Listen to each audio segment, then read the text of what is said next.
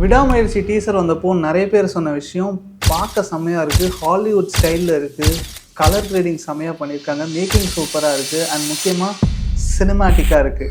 S, இந்த வீடியோவில் types of shorts that will make your films look cinematic featuring Vidaamuyarchi teaser. சேனலுக்கு புதுசாக இருந்தீங்கன்னா சப்ஸ்கிரைப் பண்ணி ட்ரைபில் சேர்ந்துக்கோங்க. ஆரம்பிக்கலாமா? எல்லா ஷார்ட்லேயும் ஒரு ஸ்டோரி இருக்கும்.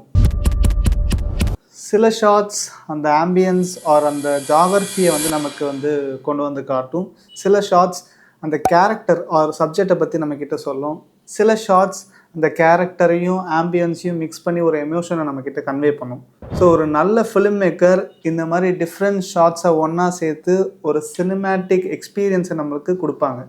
ஸோ இப்போ நம்ம டிஃப்ரெண்ட் டைப்ஸ் ஆஃப் ஷார்ட்ஸை எக்ஸ்ப்ளோர் பண்ண போகிறோம் விடாமுயற்சி டீசரை வச்சுக்கிட்டு. ஸோ ரெண்டுத்தையும் கம்பேர் பண்ணி எப்படி இந்த ஷார்ட்ஸ்லாம் அந்த டீசரில் யூஸ் பண்ணியிருக்காங்க, ஸோ அதனால் அது எவ்வளோ சினிமேட்டிக்காக இருக்குங்கிறத பார்க்க போகிறோம். So first starting with establishing short. இந்த ஷார்ட் நமக்கு ஃபிலிமோட ஜாகிரஃபியை எக்ஸ்பிளைன் பண்ணும். என்ன மாதிரி ஒரு என்விரான்மெண்ட்டில் இந்த கதை இருக்க போகுதுங்கிறத நமக்கு கன்வே பண்ணுறது தான் எஸ்டாப்ளிஷிங் ஷார்ட். இது ஒரு வைட் ஆர் எக்ஸ்ட்ரீம் வைட் ஷார்ட்டாக இருக்கலாம், ஆர் ஒரு ட்ரோன் ஷார்ட்டாக இருக்கலாம். ஸோ அந்த மாதிரி என்ன மாதிரி ஒரு ஜாகிரஃபி ஆர் ஏரியாவில் இந்த கதை நடக்க போகுதுங்கிறத நமக்கு காட்டுறது தான் எஸ்டாப்ளிஷிங் ஷார்ட். இந்த விடாமுயற்சி டீசரில் பார்த்தீங்கன்னா ஃபஸ்ட்டு ஷார்ட்டே எஸ்டாப்ளிஷிங் ஷார்ட் தான். அது ஒரு டெசர்ட் கைண்ட் ஆஃப் அ பிளேஸில் நடக்கிற ஸ்டோரிங்கிற மாதிரி நமக்கு கன்வே பண்ணுறாங்க. லைக் ரொம்ப ட்ரையாக இருக்குது அந்த லொக்கேஷன் பார்க்கவே. அண்ட் மோரோவர் இந்த எஸ்டாப்ளிஷிங் ஷார்ட்ஸ் நீங்கள் ஒரு சீன்லேருந்து இன்னொரு சீன் டோட்டலி வேறு லொக்கேஷனுக்கு மூவ் பண்ண போகிறீங்கன்னா அதுக்கு நடுவில் இந்த எஸ்டாப்ளிஷிங் ஷார்ட்ஸ் யூஸ் பண்ணால் உங்களுக்கு அந்த டிரான்சிஷன் ரொம்ப சீம்லெஸ்ஸாக சினிமேட்டிக்காக இருக்கும். ஸோ இப்போ எங்கே நடக்குது, என்ன மாதிரி ஒரு ஜாகிரஃபியில் நடக்குதுன்னு நமக்கு தெரிஞ்சிருச்சு. So next wide shot. So wide shot அந்த ஜாகிரஃபிக்குள்ளே எந்த லொக்கேஷனில் இந்த கதை நகருது, இப்போ இந்த சீன் எந்த லொக்கேஷனில் நடக்குது, அந்த மாதிரி நமக்கு தெரிய வைக்கிற அந்த ஆடியன்ஸ்க்கு கன்வே பண்ணுற ஒரு விஷயமாக தான் ஒயிட் ஷாட்ஸ் இருக்க போகுது. ஸோ ஒரு குரூப் ஆஃப் பீப்புள் இருக்காங்க, அந்த லொக்கேஷன் ஒரு டெசர்ட்டில் ஒரு ரெஸ்டாரண்ட்டில் நடக்கிற விஷயம் ஆர் ஒரு சின்ன வீட்டில் நடக்கிற விஷயம் அப்படிங்கிற மாதிரி இந்த மாதிரி ஒரு லொக்கேஷனில் தான் நடக்குதுன்னு நமக்கு கன்வே பண்ணுறது தான் ஒயிட் ஷாட்ஸ். அண்ட் இன்னொரு பிளேஸ் வேர் ஒயிட் ஷாட்ஸ் ரொம்ப எஃபெக்டிவாக இருக்கும்னா ஒரு சப்ஜெக்ட் ரொம்ப லோன்லியாக இருக்காங்கன்னு காட்டுறதுக்கு ஒயிட் ஷாட்ஸ் ரொம்பவே எஃபெக்டிவாக இருக்கும். ஸோ ஒரு வைட் ஃப்ரேமில் சப்ஜெக்ட் சின்னதாக நடந்து வரப்போவோ இல்லை சின்னதாக உட்காந்துருக்கும் போதோ இல்லை சப்ஜெக்ட் எப்படி சொல்கிறது சப்மசிவாக ஒரு ஒயிட் ஃப்ரேமில் காட்டுறப்போ சப்ஜெக்ட் ஒரு லோன்லியாக இருக்காங்க, ஏதோ பிரச்சனை இருக்குங்கிறத கன்வே பண்ணுறதுக்கு ஒயிட் ஷாட்ஸ் ரொம்பவே ஹெல்ப்ஃபுல்லாக இருக்கும். அதை இந்த விடாமுயற்சி டீசர்லையும் பண்ணியிருக்காங்க. ஸோ இந்த ஃப்ரேம் பார்த்தீங்கன்னா நல்ல ஒரு வைட் லுக் கிடைக்குது. ஸோ அந்த டெசர்ட்லேயே ஏதோ உடஞ்ச பில்டிங் மாதிரி இருக்குது. ஸோ அந்த இடத்துல தான் இந்த சீன் நடக்குது. அங்கே சப்ஜெக்ட் கொஞ்சம் ரெஸ்ட்லெஸ்ஸாக இருக்கார், ரொம்ப சின்னதாக தெரிகிறாரு, which makes him lonely or he is disturbing. அதை காட்டுறதுக்கு இந்த ஒயிட் ஷாட் ரொம்பவே ஹெல்ப்ஃபுல்லாக இருக்குது. பார்த்தீங்களா? ஸோ நார்மல் ஒயிட் ஷாட்ஸும் இருக்குது, அதே மாதிரி சப்ஜெக்ட் ஏதோ ஒரு பிரச்சனையில் இருக்கார், கொஞ்சம் லோன்லியாக இருக்கார், சப்மிசிவாக இருக்காருங்கிறத காட்டுறதுக்கும் ஒரு ஷாட் இந்த டீசரில் இருக்குது. So it is making it look more cinematic.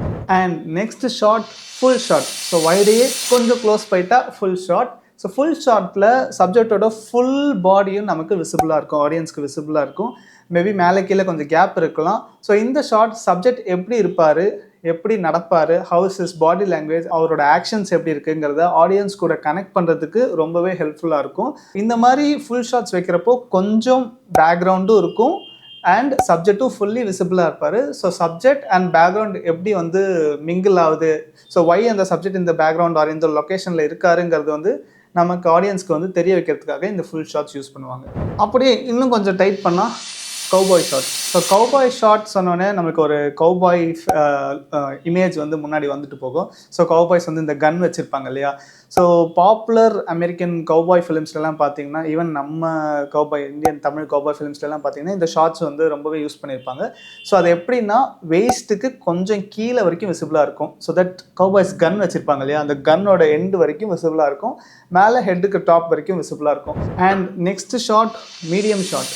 So இப்போ ஒரு சப்ஜெக்டை ஆடியன்ஸ் கூட நல்லா கனெக்ட் பண்ண வைக்கணும், அவர் என்ன சொல்கிறாருன்னு ஆடியன்ஸை கேட்க வைக்கணும், இல்லை ஒரு 2 பேர் பேசுகிறாங்க அவங்க கான்வர்சேஷனை காட்டணும், ஒரு 4 பேர் ஒரு இதில் ஒரு ரெஸ்டாரண்ட்டில் உட்காந்து பேசுகிறாங்க, இந்த மாதிரி சிச்சுவேஷன்ஸ் எல்லாம் காட்டுறதுக்கு மீடியம் ஷாட் யூஸ் பண்ணிப்பாங்க. ஸோ மீடியம் ஷாட்ஸ் ஜென்ரலி வேஸ்ட்டுக்கு மேலேருந்து ஹெட் டாப் வரைக்கும் இருக்கும். சப்ஜெக்ட் மோர் இம்பார்ட்டண்ட்டாக இருப்பாங்க அந்த ஒரு ஷாட்டில். ஸோ இந்த மீடியம் ஷாட்டையே இன்னும் கொஞ்சம் டைட் க்ளோஸ் பண்ணால் அதான் medium close up shot. So audience வந்து அந்த சப்ஜெக்ட் சொல்கிறத இன்னும் கூர்ந்து கவனிக்கணுங்கிறத சொல்கிற விதமாக இந்த ஷார்ட் ரொம்பவே ஹெல்ப்ஃபுல்லாக இருக்கும். ஸோ சப்ஜெக்ட் என்ன சொல்ல வராங்க, அவர் 2 பேர் கான்வர்சேஷன் பண்ணுறப்போ அது ஒரு இம்பார்ட்டண்ட்டான கான்வர்சேஷன் அப்படிங்கிறது ஆடியன்ஸ்க்கு கன்வே ஆகணும், அவங்க கவனித்து பார்க்கணுங்கிறதுக்காக மீடியம் க்ளோஸ்அப் ஷார்ட்ஸ் யூஸ் பண்ணுவாங்க. ஸோ பேசிக்லி இந்த ஷார்ட் செஸ்ட்டுக்கு மேலே, இப்போ மேபி இந்த ஃப்ரேமே கூட எடுத்துக்கோங்க, என்னோட செஸ்ட்லேருந்து தான் விசிபிளாக இருக்கும். ஸோ செஸ்ட்டுக்கு மேலேருந்து ஹெட் வரைக்கும் விசிபிளாக இருக்கும். அந்த மாதிரி ஒரு டைட் ஃப்ரேம் வைக்கிறப்போ மீடியம் க்ளோஸ்அப் ஷார்ட்ஸ் நமக்கு கிடைக்கும். So next close up shorts. So ஒரு சப்ஜெக்டோட ஃபேஸ் எக்ஸ்பிரஷன்ஸ் ஆர் ஏதாச்சும் அவங்களோட பாடி பார்ட்ஸ், ஒரு கை கொடுக்கறது, இல்லை ஒரு கால் காட்டுறது, ஆர் எப்படி சொல்ல, இப்போ இந்த டீசர் எடுத்திங்கன்னா விடாமுயற்சியில் கன்னை வந்து க்ளோஸ்அப்பில் காட்டுறாங்க. ஸோ அந்த கன்னோட ஃபுல் டீட்டெயில்ஸும் நமக்கு தெரியுது. ஸோ இந்த மாதிரி டீட்டெயில்ஸ் தெரியணும் அப்படின்னு நினச்சி எடுக்கிற ஷார்ட்ஸ் தான் க்ளோஸ்அப் ஷார்ட்ஸ். ஸோ க்ளோஸ்அப் வந்து எதர் சப்ஜெக்ட்ஸ்க்கு வந்து சின்லேருந்து ஹெட் வரைக்கும் இருக்கலாம்.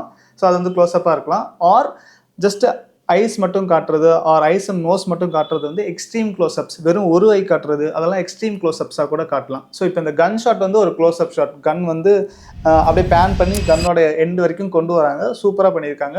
ஸோ அதில் பார்க்கவே ரொம்ப சினிமேட்டிக்காக இருக்குது. ஸோ ஜென்ரலி இந்த மாதிரி க்ளோஸ்அப் ஷாட்ஸ்லாம் லாங் லென்ஸ் யூஸ் பண்ணி தான் எடுப்பாங்க. 85, 100 ஆர் 135 mm யூஸ் பண்ணி தான் அந்த ஒரு க்ளோஸ்அப் லுக் கிடைக்கிற மாதிரி, ஒரு மேக்ரோ ஃபீல் கிடைக்கிற மாதிரி இந்த மாதிரி க்ளோஸ்அப் ஷாட்ஸ்லாம் எடுப்பாங்க.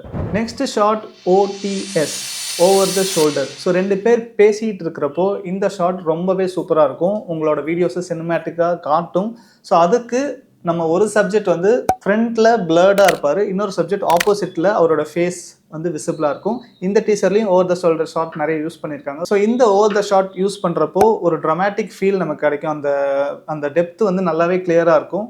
முன்னாடி பிளர், நடுவில் சப்ஜெக்ட் கிளியராக இருப்பாங்க, பேக்ரவுண்டில் பிளர். ஸோ இந்த மாதிரி ஒரு டெப்த் கிரியேட் ஆகிறதால நம்ம ஆடியன்ஸோட இன்னும் பெட்டராக கனெக்ட் பண்ண முடியும். அந்த கான்வர்சேஷனில் ஆடியன்ஸ் ரொம்பவே இன்வால்வ் ஆவாங்க. So next shot low angle shot. So basically நம்ம தமிழ் ஃபிலிம்ஸில் இந்த லோ ஆங்கிள் ஷாட் எல்லாமே இருக்கவே இருக்காது. நம்ம சப்ஜெக்டை வந்து மாஸாக காட்டணுன்னாலே கீழேருந்து தான் வைப்பாங்க. ஸோ எஸ், இந்த டீசர்லேயும் அஜித் சாரை வந்து செமையாக காட்டுறதுக்கு நிறைய ஷார்ட்ஸ் கீழேருந்து வச்சுருக்காங்க. நடந்து வர்றப்போ அந்த மாதிரி நிறைய ஷார்ட்ஸ் லோ ஆங்கிளில் வச்சு அந்த சப்ஜெக்ட் வந்து மாஸாக இருக்கிற மாதிரி காட்டுறதுக்கு, அவர் வந்து டாமினண்ட்டாக இருக்கிற மாதிரி காட்டுறதுக்கு லோ ஆங்கிள் ஷார்ட்ஸ் ரொம்பவே ஹெல்ப்ஃபுல்லாக இருக்கும். அண்ட் அப்படியே லோ ஆங்கிள் ஷார்ட்ஸ்க்கு opposite high angle shots. High angle shot use பண்ணுறப்போ அந்த சப்ஜெக்ட் வந்து ரொம்ப வல்னரபிளாக ஆர் வீக்காக தெரிவாங்க. ஸோ இந்த டீசரில் பர்டிகுலராக இந்த சீன் பார்த்தீங்கன்னா, அவர் வந்து ஒரு ரெஸ்டாரண்ட்டில் இருக்கார். என்னதான் அது வந்து ஒரு ஒயிட் ஷாட், அவரை ஸ்ட்ரெயிட் ஃப்ரேம் பண்ணுற மாதிரி இருந்தாலும் மேலே இருக்கிற அந்த ஒரு ஸ்பேஸ் இருக்குது பார்த்தீங்களா, அவர் ஹெட்டுலேருந்து அவ்வளோ ஹைட்டு ஸ்பேஸ் கொடுத்துருக்காங்க. அந்த ஒரு வைட் ஃப்ரேமில் அவர் கொஞ்சம் சப்மிஸ் பண்ண மாதிரி இருக்கா. ஸோ இது வந்து கொஞ்சம் ஹை ஆங்கிளில் வச்சுருக்காங்க, ஸ்ட்ரெயிட்டாக வைக்காமல் கொஞ்சம் ஹை ஆங்கிளில் வச்சுருக்காங்க.